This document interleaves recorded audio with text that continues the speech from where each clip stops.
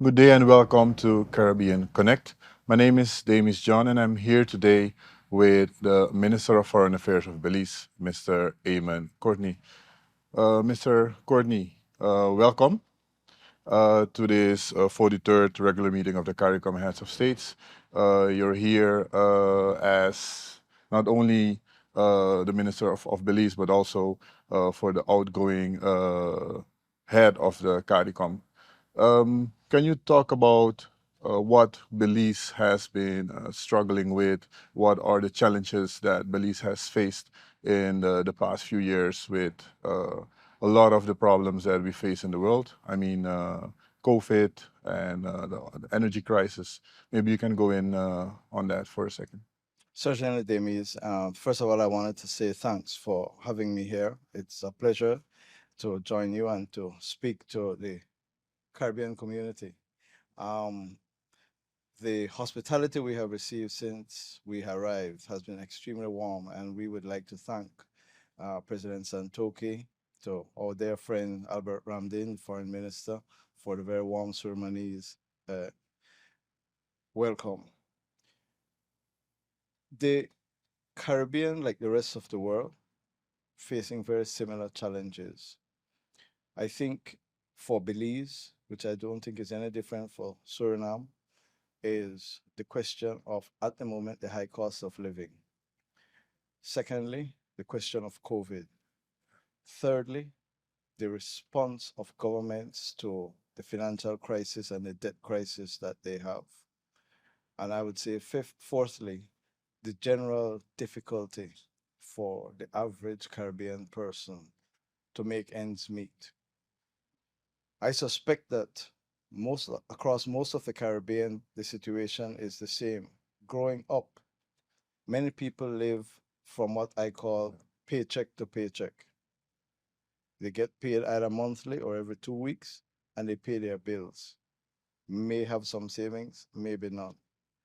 Now, what we have been experiencing in the last few years is people living from bills to bills. They get their pay, and it's insufficient to pay all their bills, and so they have to juggle.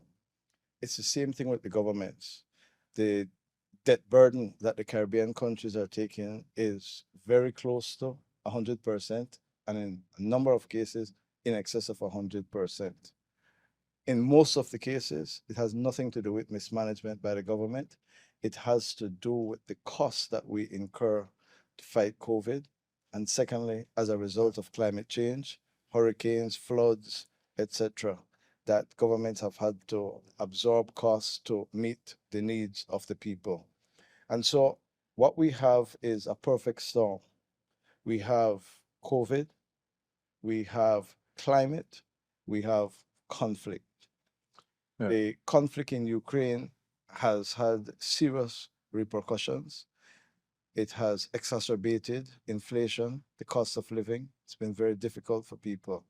And so these are the things that the government and the people of Belize, and I suspect around the Caribbean, have been dealing with over the last few months. And what is the role of CARICOM? How does CARICOM help ease this burden? Right. Well, I think one of the best ways to explain it is that we are a community. We are based on a treaty, and we have functional organisms and organizations within CARICOM that conduct the affairs of the Caribbean people.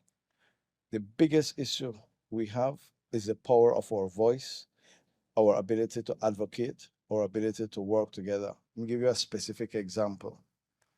At the height of the COVID pandemic, when there was vaccine hoarding, we could not get vaccines. No single CARICOM country could get.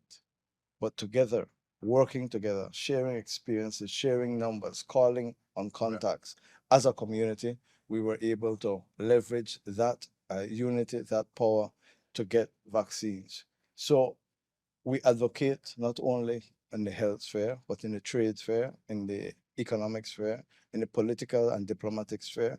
So the most important thing I would say for CARICOM is the ability for us to speak as one on the international scene and where necessary, regionally, hemispherically. Of course, there are tremendous trade and investment opportunities within the community. I know that people feel disconnected somewhat from Yeah. the CARICOM process. So there's an obligation on us, a duty on us to make CARICOM real. How do we make CARICOM real? By making it easier for people to move around the region, to make it cheaper and more affordable for people to move around the region, to make goods move more easily around the region. Belize produces a lot of agricultural products, but it's extremely difficult to get it to the Eastern Caribbean, to get it to Suriname. People from Belize, to get here, we had to go to Miami, spend an overnight, and then come the following day. Other people go through Panama, same thing. It's very difficult. So So, functionally, yeah, we have to be able to move around like a community.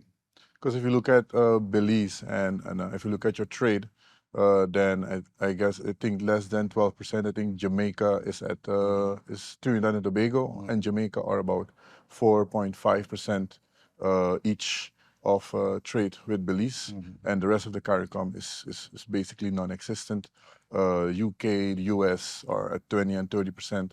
Um, is CARICOM working in this sense? Well, I think it's a little unfair to say, is CARICOM working and look at trade and trade alone? We have to look at the whole package.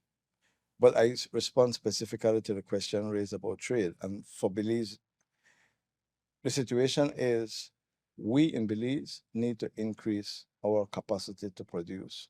We have arable land. We have a lot of people involved in agriculture. We have marine resources. We have farm shrimp. The question is the amount we produce is sold. We consume a lot, right? When Yeah. COVID hit and the borders were closed, we were able to feed our people. So we have to ramp up our production in order to export more. I believe that if the volumes are increased, then transportation will become easier. We are exploring new markets in CARICOM, exporting to Grenada, for example. And I was speaking to the new government, the new foreign minister about that, some issues we have to work out. We export to St. Kitts, sugar. We export to Trinidad and Tobago, as we said, and to Jamaica. Um, and so we have to widen the number of countries that we export to. But we have quality products, affordable products, and I think the issue is transportation. Once we can deal with transportation, and I can tell you, we discussed this morning in the conference that we have postponed the transportation discussion until this afternoon, but it is extremely high on the agenda of the heads of government of the Caribbean community to work out affordable transportation around the Caribbean community. And that's important. And the other big issue is non-tariff barriers. How is that being tackled? Because if you look at in some issues, Suriname, where we've had problems with non-tariff barriers, and I'm talking about exporting to Trinidad, exporting to different other Caribbean countries. Is that also high on the agenda? It is high on the agenda. One of the things I keep saying, and you might not notice, but Belize as a country filed the first case in the Caribbean Court of Justice against another member state. We sued Trinidad and Tobago. We sued Trinidad and Tobago because we believed that they were importing brown sugar from outside the region when we had brown sugar to export to them, and that they were not paying the tariff. There's a common external tariff Yeah. of 40% that should be charged on extra regional brown sugar when it comes into the Caribbean community. We sued. Why do I bring that up? When you talk about the non tariff barriers, we have to remember that we are a treaty based Yeah. community.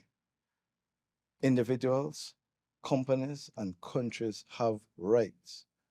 And if we are experiencing non tariff barriers, we must try to resolve them diplomatically, try to resolve them amicably. And if we can't, we have to use the organ that has set up to resolve that difference. We go to the court and say to the court, I am trying to sell something from Suriname to Trinidad, and Trinidad has a barrier in place. I have tried to work it out and it can't be worked out. go to court and ask the court to have it resolved one way or the other. There have been a few cases between Barbados and Trinidad over cement, between Guyana and uh, Trinidad over cement as well. The Yeah. point of the matter is this: that is the forum for the resolution of any issue. And our private sector and our governments have to use it more so that us as government will realize that, listen, if you're going to impose something, you are going to be confronted, you are going to be taken to court. And so you had better not play within the rules. Okay. Another issue you spoke about just now, uh, movement, free movement of Caribbean people within the Caribbean.